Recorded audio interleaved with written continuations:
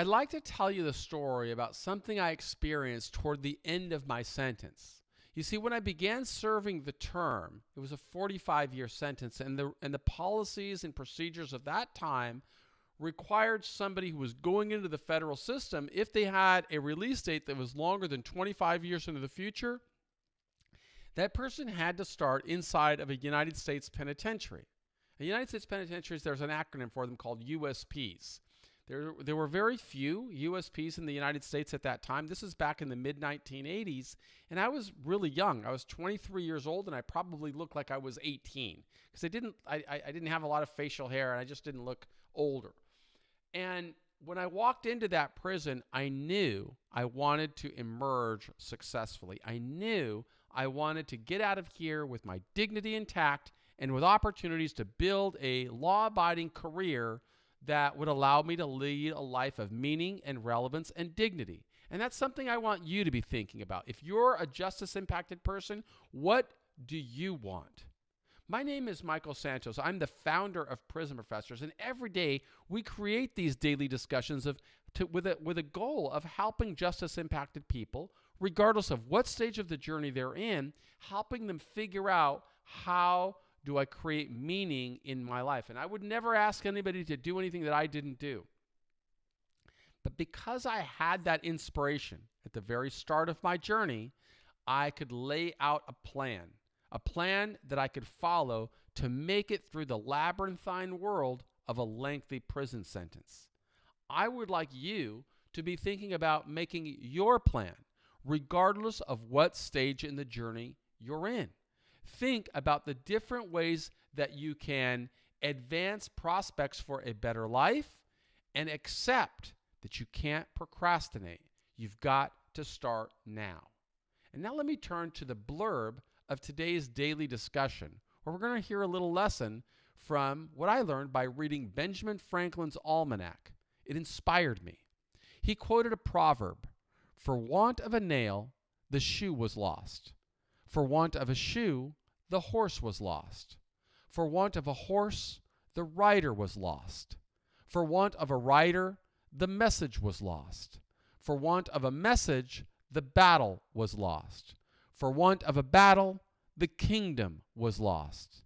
And all for the want of a horseshoe nail." Reading that quote helped me appreciate time's significance and the perils of procrastination. And that's what takes me back to the story that I started this lesson with. You see, after I got moved toward the end of my sentence, I went through United States penitentiaries to medium security FCIs.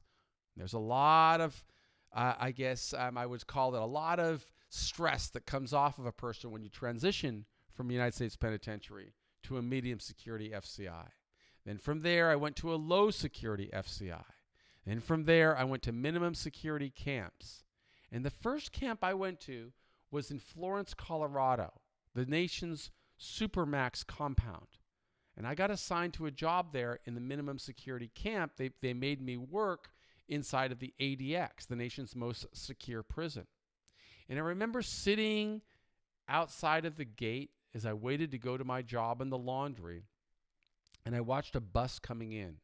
And I felt so much empathy for those men in that bus because regardless of what they did that brought them in there, I knew that they were going into a life of solitude and they would be serving a difficult time. And I didn't think there were many opportunities for them to work toward a better outcome. I knew I wanted to work toward better outcomes for all justice-impacted people. When I went to work in the laundry, I remember seeing the roster of names that were on that bus and that were going into prison. And maybe there were 25 or 30 people on that bus, but of those 25 or 30 people, I recognized some of the names of being people that were with me when I started my sentence inside of a high security prison. And they were serving at that time sentences that would have led to their release much earlier than my release date. Yet I was going to a minimum security camp and they were going into the ADX. And this is something that happens time and time again. People make decisions in prison that either put them on a pathway toward a better outcome or put them on a pathway to continuing cycles of struggle and despair. I want you, if you're a member of the Prison Professors community, to make decisions that will help you advocate for yourself more effectively and get a better outcome. Now let me turn to today's daily discussion lesson, and we'll follow up with some questions that you can consider to begin your pathway toward building a better life. On my first day in prison, I went to the library. If everything stayed the same, decades would pass before my release. I hoped for a change, but hope wouldn't be a good strategy. I needed to begin planting seeds for a better and more productive life. I found a book in the library that offered information about colleges and universities. I graduated from high school, earning a less than mediocre C average. Between my 1982 graduation and my arrest in 1987, I hadn't read a single book. Wanting to earn educational credentials, I began writing to colleges and universities. Those letters explained my quandary.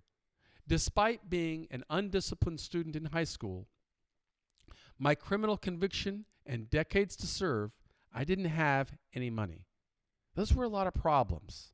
Still, wanting to earn a university degree, I asked for help. When asking for help, we should strive to prove worthy of the help we want to receive.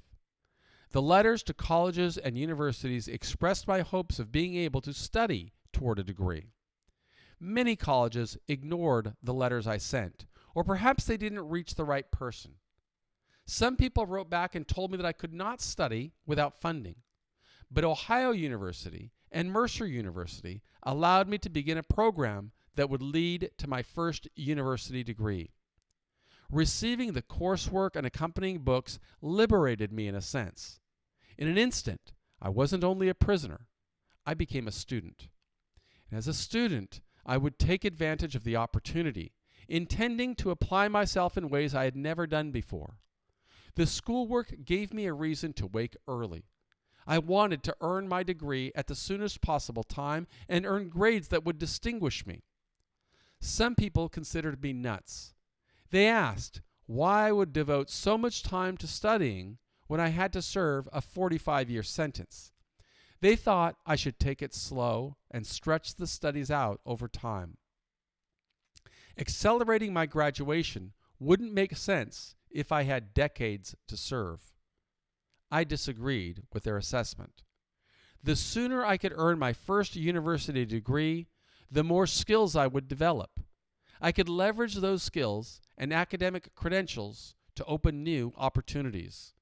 The new opportunities would only open if I completed the college degree. If I lost those opportunities, the fault would be mine. We have got to sow seeds today for the success that we want to become in the days, weeks, months, years, and decades ahead. And here are some self-directed questions that you could use to assess your level of procrastination. First of all, what does procrastination mean to you? In what ways does procrastination influence prospects for success?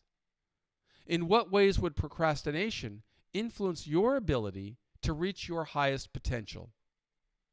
As you reflect on your life, in what ways have you succumbed to procrastination or conquered it?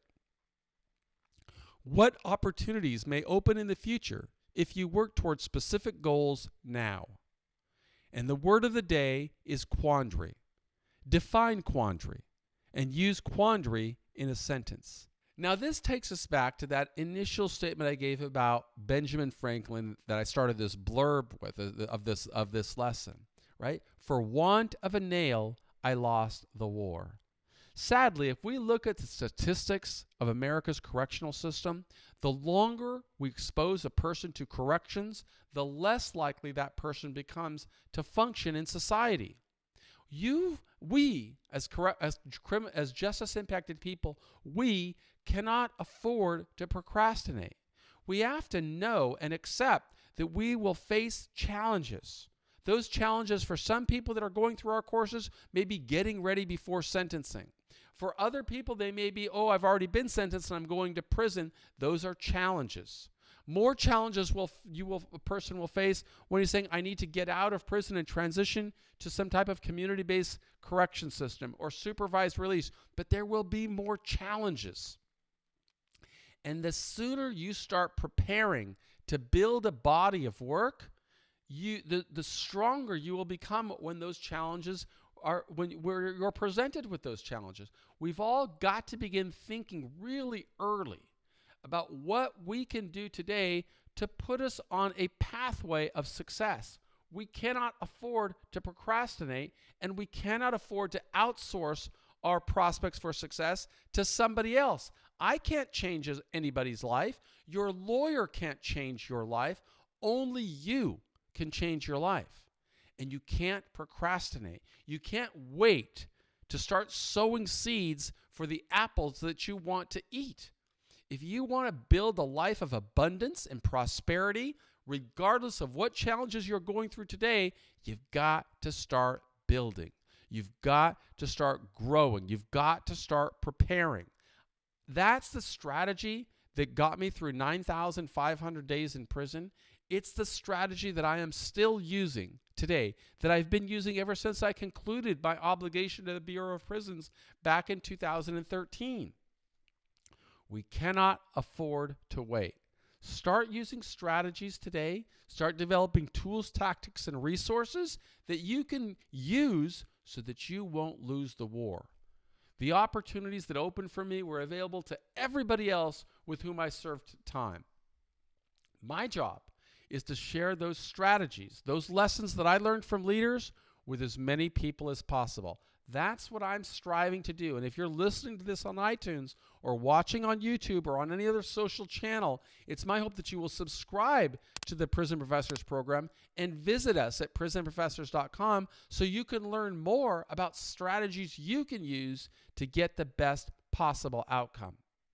But if you're inside of a jail or a prison already, I'm bringing this message to you with hopes that you will use these lessons so that you can grow stronger, so that you could understand I could always work on developing my verbal communication skills. I could always work on developing my writing skills. I could always work on developing critical thinking skills or becoming more self-directed with my work ethic. These are the ways that you grow.